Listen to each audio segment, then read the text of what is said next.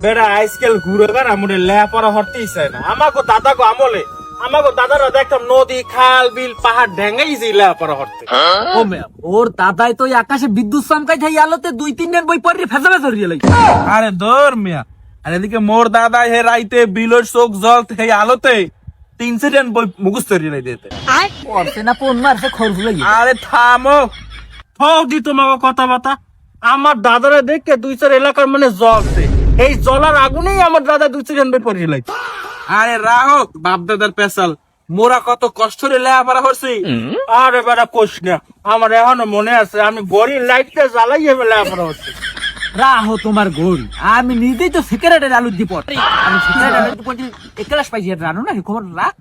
আরে আমি তো রাইতে জোনা কিটুকা ধরিয়ে এনে ঘরে ছাড়িয়ে দিয়া এবার বই পড়িয়া এক ক্লাস পাইছি।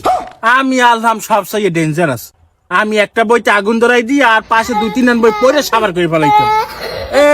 উনি তো মাঠ মাঠ জ্বলাইছে একারে এত ঘন্টা তুমি রাইতে এত কষ্ট করে পড়ছো, তুমি রাইতে একটা মোমবাতি কিনে পারো নাই। অনেক ক্লাস পাই, তাও তুই রাইতে বসে কত দিনে পড়ো নাই কায়? মূর্খরা তুই তার বেরিয়ে আসো কায়? আস্তে কথা কমে স্যাপ সেড দেখো না। এত প্যাচার পড়ে তোর গোষ্ঠীটা এখনো খারাপ করে হ্যাঁ। খয়রাতির ময়রাতি লইয়ে বাঁচছিস? অশিক্ষিত মূর্খ লইয়ে বাঁচবি।